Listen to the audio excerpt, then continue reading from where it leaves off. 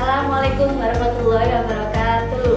Anak-anakku semua, generasi penerus bangsa dimanapun kalian berada, alhamdulillah bertemu lagi dengan kita di Biology Class. Sebelumnya, kita ingin mengucapkan selamat kepada kalian yang akan melanjutkan ke semester 5. Nah, hari ini kita akan belajar mengenai pertumbuhan dan perkembangan. Apa saja akan kita bahas tentang pertumbuhan dan perkembangan, yaitu satu, pengertian pertumbuhan dan perkembangan, kedua, jenis dari pertumbuhan, yang ketiga, hormon pertumbuhan pada tanaman, dan keempat adalah faktor internal dan eksternal yang mempengaruhi pertumbuhan itu sendiri. Nah, untuk lebih jelasnya, yuk kita simak video berikut ini. Mengenai pertumbuhan dan perkembangan. Nah, apa saja yang akan kita pelajari di materi pertumbuhan dan perkembangan itu? Nah, silakan kalian lihat di slide ini, yaitu perhatikan gambar A dan gambar di bawah itu ya. Di gambar A bisa kalian lihat tuh seorang ayah dan ibu ya, yang mengukur tinggi badan anaknya. Dan kalian lihat di gambar B di situ mulai dari bayi, anak-anak menjadi anak yang kecil, remaja, menjadi dewasa, sudah bekerja ya. Habis itu sudah setengah tua, habis itu terakhir adalah manula. Nah, bagaimana pendapat kalian tentang kedua gambar tersebut? Itu apa hubungannya antara korelasi antara dua gambar tersebut dengan pengertian dari pertumbuhan itu? Nah, berikutnya kita akan bahas di slide berikutnya itu tentang pengertian pertumbuhan. Nah, apa itu pengertian pertumbuhan? Jadi pengertian pertumbuhan ternyata adalah proses di mana bertambahnya jumlah sel dalam tubuh sebuah organisme yang disertai pada pertambahan seperti ukuran, berat badan, dan tinggi yang sifatnya irreversibel. Nah, sehingga tidak bisa kembali lagi dalam keadaan awal. Misalnya, contohnya ya. Contohnya bisa kita lihat di sini adalah bila kita mengalami tinggi. Tidak pernah kan kita melihat orang yang sudah semakin tinggi, tidak ada. Dengan orang aku semakin pendek, tidak ada. Nah, adanya adalah semakin tinggi. Karena pengertian pertumbuhan. Contohnya itu pada seorang manusia. Jika pada pertumbuhan, jadi kita bisa mengukur setiap harinya dia bertambah panjang dan juga bertambah beratnya, itu pasti. Nah, kita beralih ke berikutnya, karena pertumbuhan itu tidak akan selalu sejalan dengan perkembangan. Nah, apa sih perbedaan antara perkembangan? Sedangkan perkembangan itu sendiri adalah sebuah proses diferensiasi. Apa itu diferensiasi? Diferensiasi adalah proses perubahan atau proses pembedaan ya, atau disebut dengan organogenesis. Jadi pembentukan suatu organ, kita rata-rata organogenesis, dan diakhiri pada terbentuknya suatu individu baru dengan lebih lengkap seperti itu. Contohnya adalah ketika kita mengalami, seperti anak kecil belum mengalami, apalagi perempuannya belum mengalami menstruasi. Tetapi ketika sudah masuk ke masa remaja, dia akan mengalami perkembangan dalam bentuk apa? Organ reproduksinya mengalami pematangan sehingga seorang perempuan mengalami namanya menstruasi. Sedangkan untuk yang laki-laki dia akan mengalami namanya adalah mimpi basah. Itu adalah suatu hal yang sangat wajar anak-anak. Karena apa? Namanya pertumbuhan itu akan selalu sejalan atau selalu tergabung dengan perkembangan. Nah, tapi namanya juga sejalan, pasti ada pertumbuhan pasti ada perbedaannya. Apa itu perbedaannya? Nah, kita bahas di slide berikutnya. Di sini jelaskan di slide berikutnya adalah ada perbedaan pertumbuhan dan perkembangan anak-anak. Di sini dalam artian dalam artian sudah sangat berbeda ya. Kalau pertumbuhan itu dia balik, sedangkan perkembangan bisa balik. Contohnya adalah ketika perkembangan emosi, seorang sudah dewasa, tetapi ketika sudah mengalami manula, dia akan mengalami fase seperti anak kecil lagi. Nah, itu namanya perkembangan itu mengalami balik. Sedangkan untuk sifatnya, bisa kalian lihat di situ, kalau sifat pertumbuhan itu namanya kuantitatif, jadi bisa dihitung anak-anak dengan parameter yang jelas. Misalnya tinggi badan bisa diukur dengan cara apa? Memakai meter ya kan. Sedangkan untuk yang perkembangan, kita tidak bisa menggunakan parameter yang jelas. Contohnya di kualitatif, contohnya ada perkembangan emosi, itu dia bisa dengan parameter ukuran yang disepakati antara secara internasional tidak ada sama sekali. Juga ada perkembangan dalam rata perkembangan misalnya menstruasi dewasa, itu tidak ada sama sekali parameternya yang mana. Gitu ya. Berikutnya untuk waktunya, sangat berbeda antara waktu di pertumbuhan dan perkembangan. Waktunya yang pertumbuhan mengalami jangka pendek, sedangkan perkembangan itu sama sih dengan relatif panjang ya jangka waktunya. Kita beralih ke bentuk. Nah, kalau bentuk di pertumbuhan itu secara fisik itu terlihat, sedangkan untuk yang perkembangan tidak bisa dilihat. Contohnya ada perkembangan emosi, kita tidak bisa melihat secara langsung perkembangan emosi antara individu satu dengan individu yang lain, itu pasti sangat berbeda. Sekarang kita beralih ke pertumbuhan, yaitu diukur. Nah, kalau ukuran itu pasti ada secara pasti dengan menggunakan alat parameter yang sudah disepakati secara internasional atau secara sains. Sedangkan untuk perkembangan belum ada ukuran yang pasti ya anak. Sedangkan untuk pertumbuhan, cara mengukurnya dengan cara bilangan. Sedangkan perkembangan tidak menggunakan bilangan, hanya menggunakan metode kualitatif, itu bisa bersifat cuma observasi. Berikutnya kita ada namanya faktor pemicu. Nah, faktor pemicu untuk pertumbuhan itu ada dari dalam dan juga dari faktor luar. Sedangkan untuk perkembangan itu dilengkapi dengan faktor luar saja, dan faktor dalam juga sama. Sedangkan untuk contohnya di sini adalah di bayi yang misalnya dia memiliki berat 20 kilo, sekarang panjangnya, coba bayi sekarang baru lahir panjangnya 51, pasti ntar 1-2 tahun kemudian mereka mengalami namanya tinggi badan yang berbeda. Terus bayangkan misalnya dia stagnan di situ, nah itu pasti ada sesuatu dengan hormon pertumbuhan dari bayi tersebut. Kita beralih ke berikutnya, yaitu tentang jenis pertumbuhan. Nah, kalau di materi ini pasti ada namanya jenis pertumbuhan. Anda pernah dengar di Jamiah Jepis juga, saya yakin kalian sudah pernah mendengar semua, yaitu ada pertumbuhan primer dan juga pertumbuhan sekunder. Nah, kita lihat di sini, pertumbuhan primer itu biasanya pertumbuhan pada meristem. Nah, meristem di mana, anak? Meristem letaknya di ujung akar sama ujung batang. Sehingga yang mengalami pertumbuhan primer itu cuma pertumbuhan panjang antara batang dan akar seperti itu. Nah, diawali dengan apa? Dengan pembelahan sel di daerah meristem. Meristem ada di ujung akar dan ujung batang. Ingat-ingat ya, anak, ujung akar dan ujung batang itu yang akan mengalami namanya pertumbuhan primer. Nah, ternyata meristem itu ya, anak, mengalami 3 daerah pemanjangannya. Contohnya daerah itu adalah daerah pemanjangan, daerah pembelahan, dan juga daerah diferensiasi. Bisa kalian lihat di gambar yang saya lihat di situ. Elongasi itu adalah tahap pemanjangan. Jadi kalau yang di ujungnya akar itu namanya kita mengatakan tahap pembelahan. Di tengah-tengahnya itu ada tahap elongasi, sedangkan diferensiasi itu adalah sudah tahap membentuk suatu organ. Kita beralih ke berikutnya adalah pertumbuhan sekunder. Nah, pertumbuhan sekunder ini adalah pertumbuhan yang menyebabkan akar dan batang itu menjadi besar. Bisa kalian lihat yang tanaman itu gede-gede yang di pinggir jalan itu dan memiliki lingkar tahun, itu merupakan salah satu aktivitas dari pertumbuhan sekunder, anak-anak.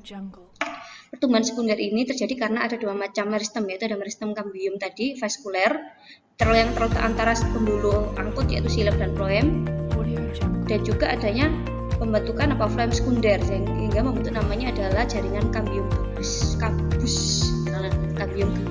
Cambium gabus ini kebanyakan adalah sebagian besar adalah di bawah di garis dekat parenkima. Sebagian besar itu disebut juga dengan kata velogen. Karena apa? Cambium gabus itu karena dia sudah mengalami mati, anak-anak. Banyak selnya sudah mati, jadi sudah mengalami pembelahan, sudah berhenti di taraf itu. Nah, berikutnya teori meristem apikal. Nah, teori meristem apikal ini biasanya keluar dalam bentuk soal UTBK, terdiri dari 2 macam teori. Ada teori tunika karpus dan juga teori histogen. Bisa kalian lihat di situ ada di ujung gambarnya batangnya itu rata-rata 2 daerah ya. Di ujungnya kita melihat daerah tunika, sedangkan di bawahnya lagi di tengah-tengahnya itu melihat daerah korpus. Nah, di sini adalah dikemukakan oleh namanya ahli botani Smith. Apa itu ini? Bisa kalian lihat di situ ya. Titik tumbuh akar dan batang itu terletak di 2 zona, yaitu di puncaknya kita melihat tunika dan di bawahnya yaitu daerah korpus, karena sebagian meristem terletak di daerah itu, anak-anak. Kita juga mengalami perkembangan tadi pertumbuhan primer. Selanjutnya kita beralih ke teori yang berikutnya adalah teori histogen.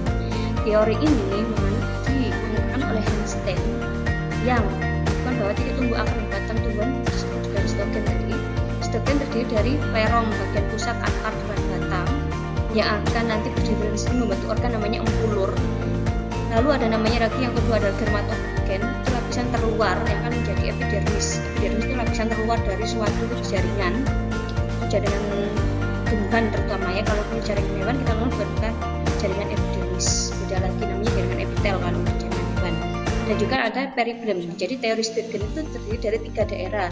Daerah plerom, bagian plerom dan bagian dermatogen serta bagian periplem yang akan membentuk periplem tadi membentuk daerah korteks di tengah-tengah sendiri sebelum ke arah cambium. Kita beralih berikutnya yaitu, nah di sini ada jenis perkecambahan. Perkecambahan itu anak-anak terdiri dari 2 macam jenisnya, yaitu perkecambahan epigeal dan hipogeal. Epigeal itu ditandai dengan adanya posisi ketiledon atau bakal lembaga yang akan berada di atas permukaan tanah. Bisa kalian lihat sendiri. Contohnya adalah biasanya di tanaman dikotil. Nah, kalian bisa search. Dari banyak sekali tanaman dikotil ya, anak. Berikutnya ada perkecambahan tipe hipogeal. Nah, perkecambahan tipe hipogeal ini adalah kotiledon berada di dalam tanah. Jadi kalian tidak bisa melihat bentuk kotiledonnya ya. Contohnya adalah di tumbuhan yang monokotil. Contohnya adalah padi, jagung termasuk di situ ya. Kita beralih ke berikutnya. Yang kita bahas karena di sini ada pertumbuhan dan perkembangan, tidak bukan adalah tentang hormon pertumbuhan pada tanaman. Di sini ada beberapa hormon, ada 7 hormon yang kita ketahui bersama.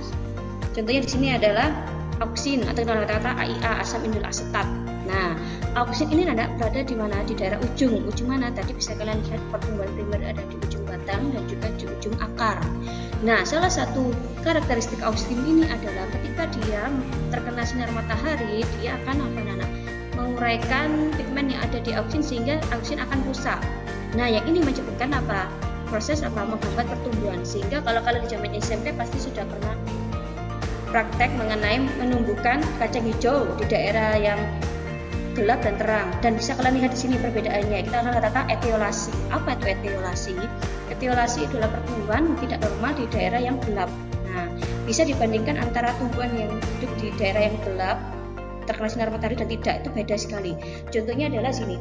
Kalau yang daerah gelap dia pasti akan cepat tumbuh batangnya, sedangkan untuk yang di daerah yang terang itu akan lebih lambat. Pertama, yang kedua adalah batangnya pasti akan lebih kokoh yang terkena sinar matahari. Dan yang ketiga adalah anak-anak karena berhubungan tumbuhan pasti berhubungan dengan proses masaknya makanan, kita mengatakan fotosintesis.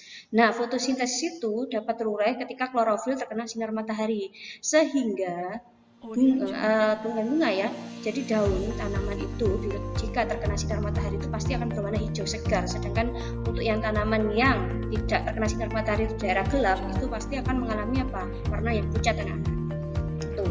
Bagaimana jika auksin terkena sinar matahari? Maka auksin itu akan terurai sehingga menyebabkan dia menghambat proses pertumbuhan itu sendiri. Nah, hal ini menyebabkan anak batang itu akan membelok ke arah datangnya cahaya.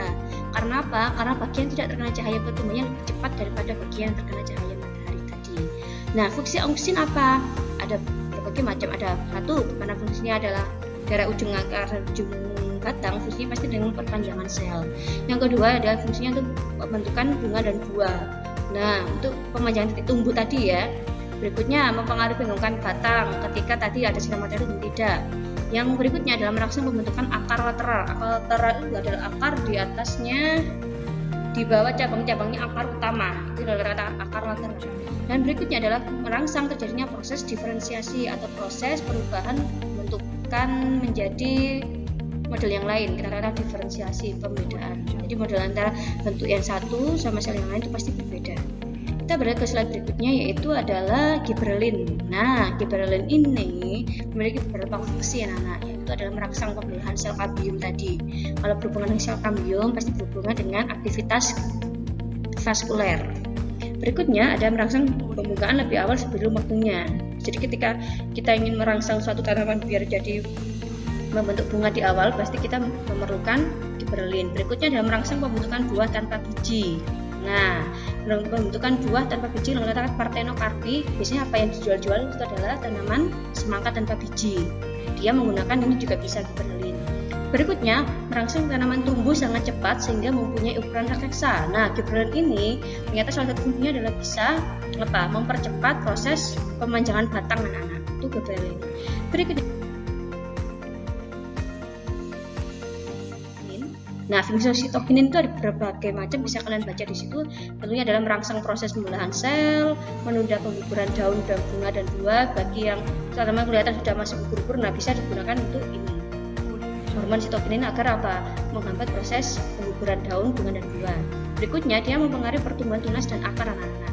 Nah, yang selanjutnya adalah meningkatkan daya resistensi. Resistensi itu adalah daya tahan terhadap suatu bakteri, kita katakan resistens terhadap pengaruh yang merugikan seperti suhu rendah, infeksi. Jadi dia meningkatkan daya adaptasi ya, lebih kuat terkena infeksi virus, bunga dan itu karena menggunakan ini sitokinin.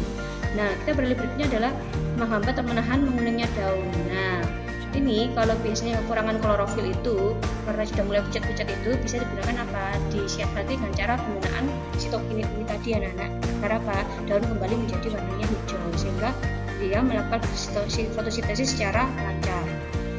Berikutnya kita beralih ke hormon berikutnya, yaitu adalah gas etilen. Gas etilen ini merupakan hormon tumbuhan yang dalam keadaan normal berbentuk gas. Nah, biasanya orang-orang bisa kalian lihat entah sekarang model apapun itu buah itu kelihatannya dari luar tuh bagus mateng, tapi ketika kita buka beli kita buka ternyata hasilnya adalah dia belum matang di dalamnya ya. Nah, bagi petani atau penjual buah seperti itu biasanya dia menggunakan ini anak-anak keistilan. Nah, keistilan ini sebenarnya di daerah industri ini bisa kalian kenal dengan kata adalah karbit. Nah, karbit itu kan membantu atau mempercepat proses pematangan buah. Sama dengan ini, cuma nama secara istilahnya adalah sebenarnya keistilan untuk karbit itu sendiri. Nah, yang pertama fungsinya adalah ini tadi, memecah dormansi pada tanaman. Dormansi itu adalah suatu keadaan di mana biji itu mempertahankan kekerasannya sehingga air itu tidak akan mudah masuk ke dalam biji.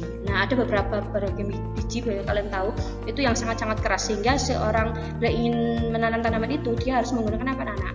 Dia harus direndam selama misalnya 1 jam atau 2 jam, bahkan ada yang 1 hari, karena prosesnya untuk memecah dormansi biji itu sendiri sehingga oksigen atau air itu bisa masuk ke dalam biji dan mempengaruhi proses perkecambahan. Berikutnya kita beralih adalah mendukung pematangan buah. Tadi yang sudah saya jelaskan yang di awal ya. Berikutnya adalah mendukung terjadinya pelapukan pada daun. Nah, dia mempercepat proses perontokan daun untuk kesibulan. Berikutnya adalah mendukung proses pembungaan, tapi dia mempercepat proses pembungaan. Nah, ada menstimulasi perkecambahan dan mendukung terbentuknya bulu-bulu akar. Kita berikutnya yaitu adalah asam asisat, kita kenal kata ABA. Asam asisat merupakan hormon tumbuh yang hampir selalu menghambat pertumbuhan. Nah, dia hormon pertumbuhan, tapi dia fungsinya untuk menghambat pertumbuhan itu sendiri. Tapi namanya menghambat pasti ada salah satunya yang fungsinya adalah meningkatkan atau merangsang pertumbuhan. Nah, apa sih yang kita lihat bersama? Yang pertama adalah tadi menghambat perkecambahan biji. Jadi ketika biji itu agak lama berjambat, ternyata menggunakan ini hormon asam asisat yang tinggi. Berikutnya dia mempengaruhi pembungaan tanaman. Nah, yang ketiga memperpanjang masa dormansi umbi tadi, memperpanjang itu dan mempengaruhi pucuk tumbuhan untuk melakukan dormansi sehingga pucuk tumbuhan itu bisa mengalami apa? Susah untuk tumbuh ya, untuk hormon ini. Tapi kembali lagi biasanya bagi yang tanaman itu yang contohnya adalah ini penggunaan tanaman bonsai. Nah, tanaman bonsai sebenarnya tumbuhan biasa, tapi beberapa ahli itu menggunakan berbagai macam rekayasa, hanya menggunakan hormon ini untuk mencegah proses tadi dengan menggunakan ini juga bisa asisat. Kita beralih berikutnya itu ada hormon kalin. Nah, hormon kalin itu adalah suatu hormon yang mempengaruhi pembentukan organ. Kita tahu bahwa organ pada tanaman itu berbagai macam, ada bunga, ada daun, ada batang dan juga ada biji ya kan. Nah, kita belajar lihat di situ. Untuk yang pembentukan akar mempengaruhi itu lebih spesifik namanya adalah rizokalin. Sedangkan untuk yang pembentukan batang adalah faunokalin. Pembentukan daun kita menggunakan filokalin. Sedangkan untuk pembentukan bunga kita menggunakan antokalin. Nah, itu sangat spesifik, lebih spesifik lagi untuk yang kalin. Jadi setiap organ pada tumbuhan itu menggunakan hormon kalin. Sudah spesifik ya untuk akar mana, ada batang mana, daun mana. Yang terakhir ya, yaitu adalah hormon asam traumalin. Namanya trauma. Orang-orang trauma itu pasti disembuhkan dengan cara dari sakit disembuhkan biar sembuh. Nah, sama dengan kita maksud dengan asam traumalin ini adalah ketika suatu tumbuhan itu terkena luka. Nah, hormon ini akan berperan sebagai tumbuhan mengalami kerusakan jaringan sehingga dia mengembalikan tadi fungsi dari jaringan tadi sehingga apa? Merista melakukan pembelahan lagi dan bisa menutup luka tersebut. Kita mengata regenerasi, perbaikan kembali dari sel tadi yang sudah rusak. Nah, karena kita bahas tentang pertumbuhan dan perkembangan, tidak lain tidak bukan adalah kita harus tahu faktor internal dan eksternal. Nah, faktor internal dan eksternal untuk mengaruhi pertumbuhan itu adalah ada macam. Yang pertama, kalau untuk faktor internal pasti dari dalam diri tumbuhan itu sendiri atau dari makhluk hidup itu sendiri bisa dipengaruhi oleh gen dan juga hormon. Jadi faktor internal yang mengatur pertumbuhan itu bila gennya. Gen itu diturunkan dari kedua orang tuanya individu dari apa? Dari kedua induknya ya, bisa kalian lihat. Yang namanya induknya itu bagus dengan jelek itu pasti ada satunya yang bagus yang bagus yang juga ada yang jelek, kan? Tidak semuanya harus jelek-jelek, tidak mungkin karena ada satu gen yang kita lihat gen dominan di situ. Jadi tidak akan mungkin individu semuanya itu jelek, tidak akan mungkin. Karena salah satu induknya itu memiliki gen yang sangat bagus. Nah, berikutnya adalah hormon. Nah, hormon itu adalah jenis protein yang bisa mempengaruhi faktor internal karena kita tahu sendiri ya, protein itu berfungsi sebagai regenerasi sel, jadi sangat membantu proses dalam tubuh kita. Nah, tentunya adalah proses sintesis protein untuk memperbaiki sel-sel yang sudah rusak, yaitu. Nah, untuk faktor eksternal itu banyak sekali anak-anak, contohnya dalam nutrisi. Jadi setiap tumbuhan saja ya, hewan, manusia, semua makhluk hidup itu memerlukan namanya nutrisi yang cukup sehingga akan tumbuh dengan baik. Berikutnya adalah air. Nah, air itu ternyata sangat penting bagi makhluk hidup. Apalagi manusia, sebagaimana 90% dalam tubuhnya itu adalah bersifat air, cair ya. Makanya itu sangat penting bagi tubuh. Jangan sampai kita terkena namanya dehidrasi. Apalagi tidak ditinggal di suatu ruangan yang AC, jangan lupa untuk selalu minum air putih anak-anak. Berikutnya adalah air itu fungsinya untuk tumbuhan yang ini ya, untuk fotosintesis. Sangat penting karena salah satu bahan yang diperlukan untuk tumbuhan itu fotosintesis. Nah, jangan sampai tanaman itu tidak dikasih air, dia tidak akan bisa melakukan fotosintesis secara maksimal. Lalu pertanyaannya adalah bagaimana dengan kaktus? Nah, apa kaktus tidak mengalami namanya fotosintesis? Nah, saya kembali lagi ya. Kaktus itu mengalami namanya daya transpirasi yang sangat tinggi, sehingga dia sangat adaptif di daerah yang kekurangan air. Tapi kembali lagi anak-anak, dia memiliki daya simpan air yang sangat besar, sehingga dia pasti tetap bisa melakukan proses fotosintesis walaupun dia kekurangan air. Berikutnya kita beralih adalah mengaitkan reaksi-reaksi enzim. Nah, reaksi-reaksi enzim dalam tubuh kita kata metabolisme. Jadi semua reaksi dalam tubuh itu kita kata reaksi enzim membentukkan apa? Zat kimia. Kita kata apa? Proses reaksi kimia di dalam tubuh itu pasti membentukkan ini. Berikutnya membantu proses perkecambahan biji. Jadi kecambah biji itu jika dia tidak terkena air, dia tidak akan semakin lama mengalami perkecambahan anak-anak. Karena apa? Perkecambahan biji itu bisa membuka biji itu sehingga air itu bisa memiliki celah untuk masuk ke dalam. Jadi tidak hanya air ya, oksigen juga bisa masuk ke dalam biji tersebut. Berikutnya kita beralih ke menjaga kelembapan anak-anak. Nah, untuk yang ini transpirasi bisa juga dan meningkatkan tekanan turbor. Turbor itu terletak di daerah akar. Yang berikutnya adalah menghilangkan asam absisial. Nah, sebagai pelarut, terutama itu ya air sebagai pelarut. Berikutnya ada faktor eksternal tadi, nutrisi, air, juga ada cahaya. Nah, segala macam makhluk hidup itu pasti tumbuh memerlukan cahaya. Yang berikutnya adalah suhu. Suhu itu sangat mempengaruhi. Salah satunya ada mempengaruhi metabolisme. Misalnya pada manusia adalah metabolisme dalam tubuh itu sangat dipengaruhi oleh suhu anak-anak. Karena sebagian besar metabolisme dalam tubuh itu dipengaruhi nama enzim. Enzim itu tersusun atas protein ya, dia sangat sekali dia sangat itu dengan namanya panas. Nah, sangat sensitif dengan namanya suhu.